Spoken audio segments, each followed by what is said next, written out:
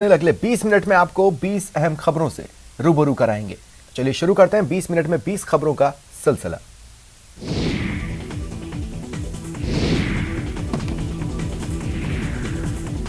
माहौल है। यहाँ पर धर्मगुरु ताकलुंग सेत्रुल रिनपोचे का चौथा पुनर्जन्म उत्सव मनाया जा रहा है। ताबो के सरकोंग पब्लिक स्कूल से निकलकर रांगरिक गांव के 4.5 साल के नावांग ताशीर आप्टेन को ताकलुंग सेत्रुल रिनपोचे का पुनर्जन्म माना गया है। इसके लिए खास तौर पर धर्मगुरु पहुँचे, जिनका श्रद्धालुओं ने शानदार स्वागत किया। इस उत्सव में शामिल होने के लिए लाहौल स्पीति, लद्दाख, किन्नौर, भूटान, नेपाल से बड़ी संख्या में श्रद्धालु पहुँचे हैं। इस उत्सव के दौरान धर्मगुरु रिनपोचे का शुद्धिकरण और मुंडन संस्कार किया जाने वाला है। इस मौके पर बच्चे की मां केसलांग डोलमा ने कहा कि ना तो हमें इस बात की जानकारी थी और न ही हम ऐसी किसी घटना के लिए तैयार थे। करीब 1 साल पहले दोरजी डाक मठ के कुछ लोग हमारे पास आए थे। उसके बाद वे दलाई लामा और फिर शाक्य त्रिचेन रिनपोचे के पास गए। उसके बाद उन्होंने चर्चा और धार्मिक संस्कारों के बाद बच्चे को अवतार के रूप में चुना। उन्होंने कहा कि एक माँ होने के नाते मुझसे उसका बिछड़ना दर्द भरा है, लेकिन दूसरे ही पल ये सोचकर खुशी होती है कि इतने बड़े बौद्ध संत ने हमारे घर जन्म लिया। भगवान राम और माता सीता की भक्ति से सराबोर उमंग और उत्साह की ये तस्वीरें मां जानकी की नगरी जनकपुर धाम की हैं। बिहार के मधुबनी से सटे नेपाल के जनकपुर धाम में सिया राम विवाह उत्सव का ये अद्भुत दृश्य भाव विभोर करने वाला है। श्री राम जानकी मंदिर परिसर ही नहीं बल्कि पूरे जनकपुर धाम में सिया राम विवाह उत्सव की धूम देखी जा रही है। भगवान राम और माता सीता के विवाह उत्सव में शामिल होने के लिए भारत और नेपाल समेत कई देशों से लाखों श्रद्धालु जनकपुर पहुंचे हैं। जनकपुर के पवित्र गंगा सागर सरोवर पर पूरे विधि विधान के साथ मटकोर की रस्म पूरी की गई। महंत की अगुवाई में जानकी मंदिर परिसर से गाजे बाजे के साथ हजारों श्रद्धालुओं की भीड़ गंगा सागर तालाब पहुंची, जहां मटकोर की रस्म पूरी की गई। इस दौरान जनकपुर की सड़कों पर अद्भुत नजारा देखने को मिला। दूर दूर से आए श्रद्धालुओं की भीड़ पारंपरिक ढोल बाजे के साथ कांधे पर भार लेकर जानकी मंदिर की ओर जाती दिखी। पूरा जनकपुर धाम विवाह उत्सव के रंग से सराबोर है। संगीत में माहौल में राधे राधे के स्वरों पर झूमते गाते ये हैं भगवान बांके बिहारी के भक्त और ये है वृंदावन स्थित निधिवन राज, जहां स्वामी हरिदास जी की संगीत साधना से प्रसन्न होकर बिहारी जी प्रकट हुए थे। मान्यता है कि आज भी इसी पवित्र और तपस्थली निधिवन में भगवान कृष्ण और राधा अपनी सखियों के साथ रंग महल में रात को आते हैं और रास लीला करते हैं। और सोमवार को बिहार पंचमी पर बिहारी के जन्मदिन को मनाने और उस नैनाभिराम पलों के दर्शन के लिए दूर दूर से बिहारी के भक्त वृंदावन धाम पहुंच चुके हैं और आस्था भाव के साथ प्रेम भावना से बिहारी जी को बधाई दे रहे हैं। सुबह मंगला में निधिवन राज में उस स्थली का पंचामृत अभिषेक करते हैं। अभी यहाँ पे जो प्रकट स्थली है बांके बिहारी जी की, जो स्वामी हरिदास जी ने जहाँ से बांके बिहारी जी को प्रकट किया था उधर का अभी आपने अभिषेक किया। अब इसके बाद में यहाँ पर मंगला आरती होगी रंगमेल की, उसके बाद में यहाँ पर स्वामी हरिदास जी की आरती होगी और बधाई गायन होगा संतों द्वारा। उसके बाद में यहाँ से शोभा यात्रा निकलेगी, जो बधाई शोभा यात्रा है।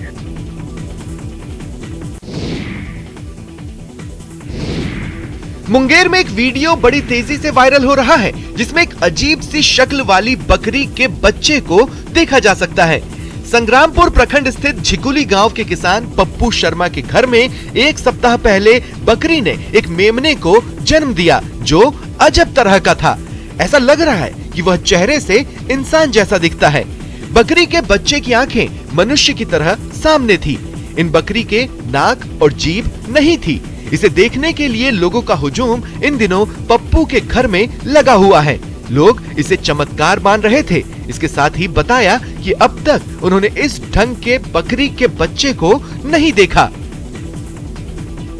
बकरी का बच्चा जो है, इसके सिर के बीचों बीच दोनों आंख सटा हुआ है। ये बच्चे को, बकरी का बच्चे को नाक नहीं है और ये जीभ से ही यानी कि सांस उस ले रहा मुंह से, तो इसलिए अद्भुत जैसा लग रहा है। मध्य प्रदेश के श्योपुर के कूनो नेशनल पार्क के एक छोटे बाड़े में क्वारंटीन मादा चीता आशा और तबलिसी को भी बड़े बाड़े में छोड़ दिया गया है। अब ये दोनों मादा चीता भी 3 नर चीतों की तरह बड़े बाड़े में दौड़ लगाएंगे। दोनों को बड़े बाड़े के अलग अलग कंपार्ट में छोड़ दिया गया। इसके साथ ही अब बड़े बाड़े में 5 चीते हो गए हैं, जबकि 3 मादा चीता अभी भी छोटे बाड़ों में ही है। बता दें कि कूनो में ये वही चीते हैं जिन्हें 17 सितंबर को नमीबिया से लाया गया था।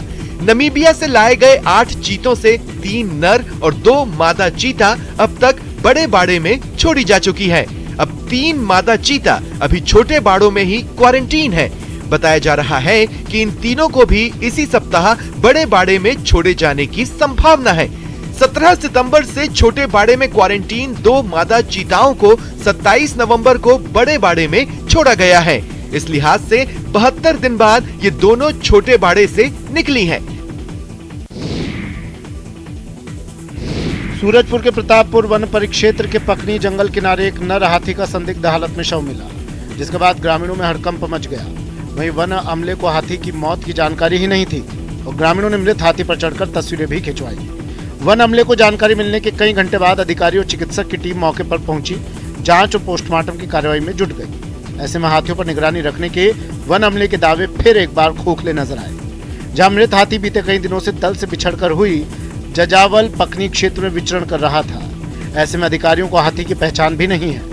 ऐसे में प्रतापपुर एसडीओ आशुतोष भगत ने बताया कि पोस्टमार्टम रिपोर्ट आने के बाद ही मौत के कारणों का खुलासा हो सकेगा। गौरतलब है कि बीते 11 माह में हाथी की मौत का यह तीसरा मामला है। ऐसे में वन अमले की कार्यशैली पर भी कई सवालिया निशान खड़े हो रहे हैं।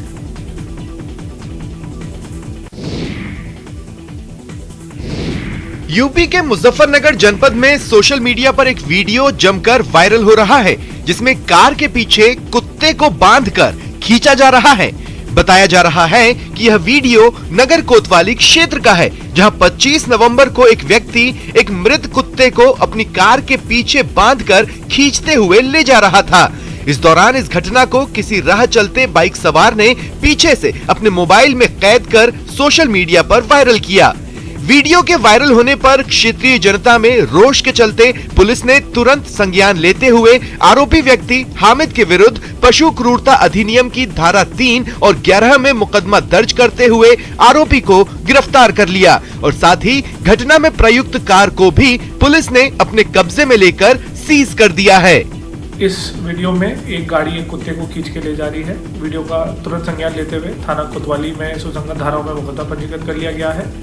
घटना में जो सम्मिलित व्यक्ति है उसको हिरासत में ले लिया गया है और गाड़ी को सीज कर लिया गया है। अयोध्या में आने वाले श्रद्धालु अब भगवान की पूजा के साथ ही पेट पूजा का भी आनंद ले सकेंगे। उन्हें भारत के विभिन्न प्रदेशों के पारंपरिक व्यंजनों का स्वाद एक ही जगह मिल जाएगा। दरअसल यहाँ देश के अलग अलग पारंपरिक व्यंजनों के लिए खोले जाने वाले 35 स्टॉलों में से 19 स्ट्रीट फूड का शुभारंभ हो गया है। लगातार भगवान राम की नगरी में श्रद्धालुओं और पर्यटकों की संख्या बढ़ रही है। ऐसे में श्रद्धालुओं की सुविधा को बढ़ाने के लिए प्रदेश सरकार लगातार काम कर रही है। नगर निगम के महापौर ऋषिकेश उपाध्याय ने बताया कि ऐसे ही 3 जगह और फूड प्लाजा बनाए जाने हैं। अयोध्या के पारंपरिक व्यंजनों के अलावा पूरे देश के पारंपरिक व्यंजनों का लाभ श्रद्धालुओं और पर्यटकों को एक ही स्थल पर मिलेगा। हालांकि अभी कुछ दुकानें निर्माणाधीन हैं, जिस वजह से इन्हें खोला नहीं गया।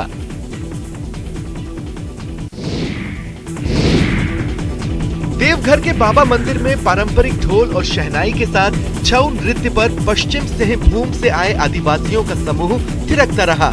वहीं शादी विवाह जैसे आयोजनों में किया जाने वाला नृत्य भी पेश कर भगवान भोले शंकर से आशीर्वाद मांगा। आधुनिकता की दौड़ में आदिवासी नृत्य और संगीत की समृद्ध संस्कृति धीरे धीरे लुप्त होती जा रही है। ऐसे में लोगों को आदिवासी संस्कृति के प्रति जागरूक करने के मकसद से बाबा मंदिर के कैंपस में महिषासुर वध का नाट्य रूपांतरण पेश किया गया। इसमें करीब 150 कलाकार शामिल हुए। ये ग्रुप एक शादी समारोह में शामिल होने पहुंचा था और इस दौरान संस्कृति को बचाने के लिए भगवान से आशीर्वाद भी लिया। वहीं इसे देखने के लिए बड़ी संख्या में श्रद्धालु बाबा मंदिर प्रांगण पहुंचे और घंटों तक खड़े होकर इसका आनंद उठाया। ये सभी कलाकार किसी शादी में शरीक होने के लिए पहुंचे थे।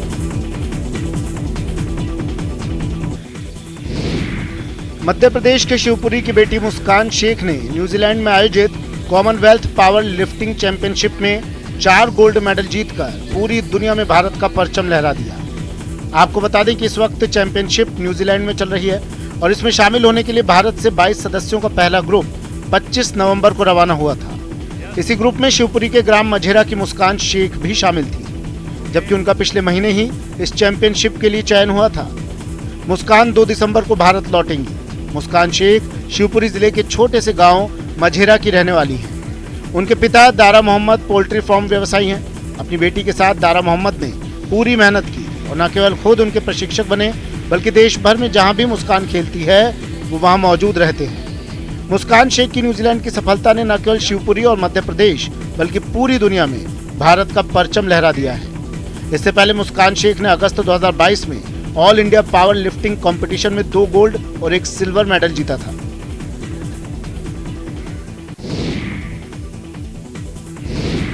पशुपालन के क्षेत्र में उत्कृष्ट प्रदर्शन करने वाले राजस्थान के पशुपालक हरि सिंह गोदारा को राष्ट्रीय स्तर पर पुरस्कार से नवाजा गया है। भारत सरकार के पशुपालन, डेयरी एवं मत्स्य विभाग की ओर से राष्ट्रीय गोकुल मिशन योजना में कृत्रिम गर्भाधान कार्यकर्ता तथा दुग्ध उत्पादक क्षेत्र में हरि सिंह गोदारा को राष्ट्रीय गोपाल रत्न पुरस्कार से सम्मानित किया गया है।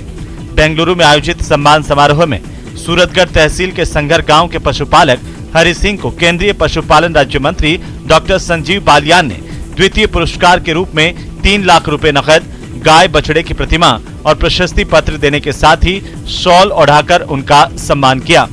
हरि सिंह गोदारा ने साल 2019 में कृत्रिम गर्भाधान कार्यकर्ता के रूप में अपनी सेवाएं शुरू की थीं। वे अब तक 3000 साहिवाल गायों में किए गए कृत्रिम गर्भाधान से 1800 से अधिक बछड़े बछड़ियों का जन्म करवा चुके हैं। इस श्रेणी में प्रथम स्थान पर ओडिशा के गोपाल दाना और तृतीय स्थान पर आंध्र प्रदेश के मच्छेपल्ली रहे। किसानों को यह अवार्ड प्रतिवर्ष 3 समूहों में दिया जाता है।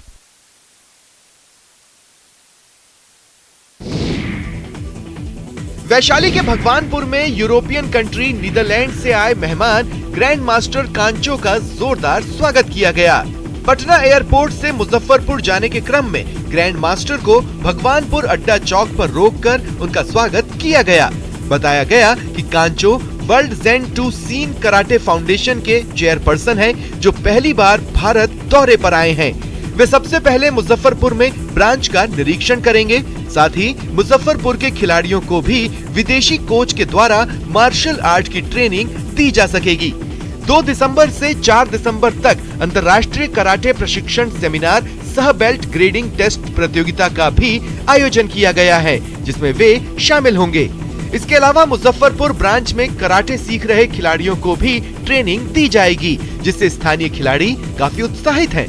संस्था से जुड़े लोगों ने बताया कि ग्रैंड मास्टर कांचो से बिहार के खिलाड़ियों को भी मौका मिलेगा।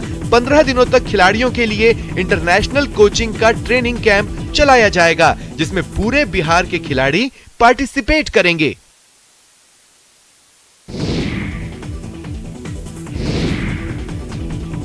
सतना में राजस्व विभाग की बड़ी लापरवाही सामने आई है, जहां राम सुजान चौधरी नाम के एक किसान पिछले 4 साल से सरकारी रिकॉर्ड में मृत घोषित कर दिया गया, जबकि वो अपने जिंदा होने की गवाही देते देते थक चुका है, लेकिन रिकॉर्डों में उसे आज तक जीवित नहीं किया गया है। सरकारी राजस्व रिकॉर्ड में मृत दिखाने की वजह से इस किसान को प्रदेश और केंद्र सरकार की महत्वपूर्ण योजना किसान सम्मान निधि से वंचित है। किसान की माने तो पटवारी ने साजिशन उसे मृत करार दिया है। उसका कहना है कि 5000 रिश्वत की मांग पूरी न करने की वजह से उसके साथ साजिश रची गई। सरकार ने 2018 में इन्हें किसान सम्मान निधि दी, 4 किश्त मिली, मगर 1 साल बाद जो कुछ हुआ वो समझ नहीं पाया। दरअसल पटवारी गणेश कौल ने योजना का लाभ अनवरत मिलते रहने के एवज में 5000 रुपए की मांग की। किसान ने जैसे तैसे कर 2000 रुपए भी दिए, लेकिन पटवारी माना नहीं और 2019 से किसान सम्मान निधि बंद हो गई। राजस्व रिकॉर्ड में राम सुजान को मृतक घोषित कर दिया। अब किसान अपने आप को जिंदा साबित करने के लिए पिछले 4 साल से प्रशासन को सबूत दे रहा है। जिला कलेक्टर से लेकर सीएम हेल्पलाइन तक गुहार लगा चुका किसान अब निराश हो चुका है, क्योंकि रिकॉर्ड में आज तक सुधार नहीं किया गया।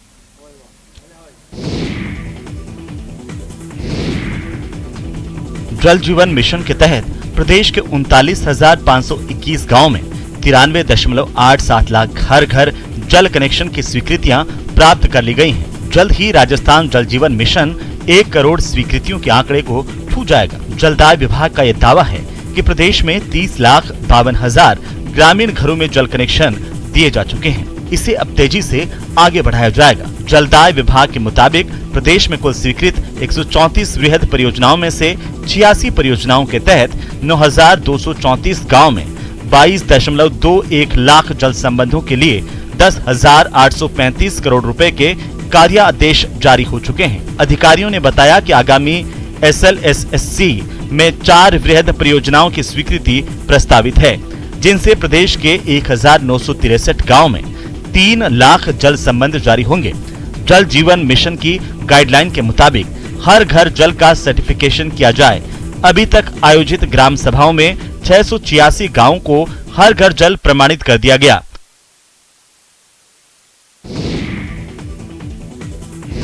माइंस और पुलिस विभाग की ओर से परस्पर समन्वय से प्रदेश भर में अवैध खनन गतिविधियों के खिलाफ कार्रवाई जारी है। अवैध खनन को रोकने के लिए विभाग ने अपनी रणनीति बदलते हुए बड़ी मशीनों की जब्ती और अवैध खनन गतिविधियों में लिप्त लोगों की गिरफ्तारी पर जोर दिया जा रहा है।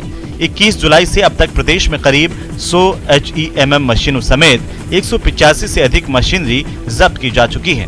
खनिजों के अवैध परिवहन में संलिप्त 2100 से ज्यादा वाहनों को जब्त किया गया है। प्रदेश में इस अवधि में 360 से अधिक FIR और 141 से अधिक लोगों की गिरफ्तारी की जा चुकी है।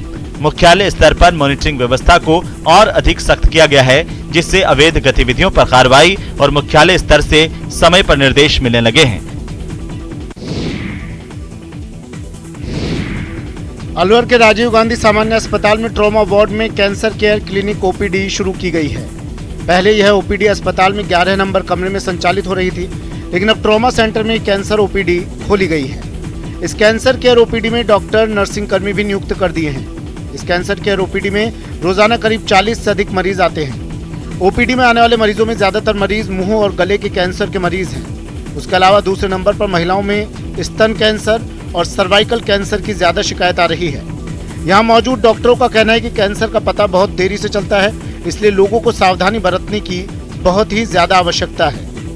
अभी हमारा जो कैंसर जो क्लिनिक है OPD ट्रॉमा सेंटर में शिफ्ट कर दिया गया है। वहाँ से जो 11 नंबर OPD में था पहले, और जो पेशेंट्स हैं हमारे पास कैंसर के 40 से 50 के OPD हमारी रहती है, और डेली 10 से 15 नए पेशेंट्स हमारे पास आते हैं। यहाँ पर अधिकतर जो कैंसर पेशेंट होते हैं मुंह का कैंसर का पेशेंट होते हैं।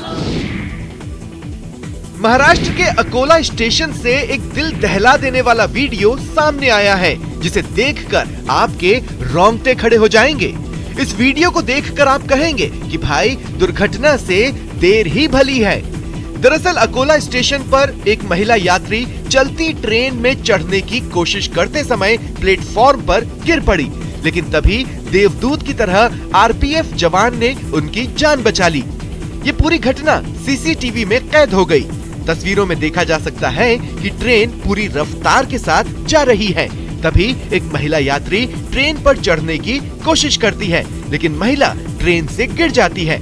महिला इससे पहले कि पटरियों के बीच जा गिरती, तभी RPF जवान की नजर महिला पर पड़ती है। जवान तेजी के साथ आगे बढ़ता है और महिला को खींचकर बाहर निकाल लेता है। जवान इतनी तेजी के साथ महिला को बचाता है कि उसे आसपास के लोग देखते रह जाते हैं, और इस तरह से जवान के साहस के कारण महिला की जान बच जाती है। न्यूज़ 18 राजस्थान आपसे अपील करता है कि जल्दबाजी में ट्रेन पर चढ़ने उतरने की कोशिश नहीं करें, क्योंकि जान है तो जहान है।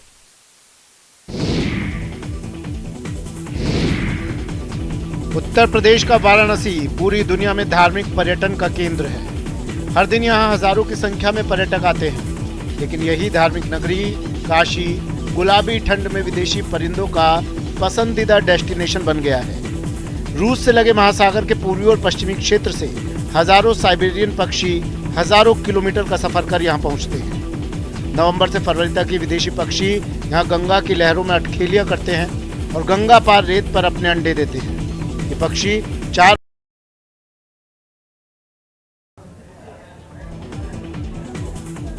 झुंझुनू के सुल्ताना कस्बे में पिछले 10 महीने से पेयजल की समस्या का समाधान नहीं होने से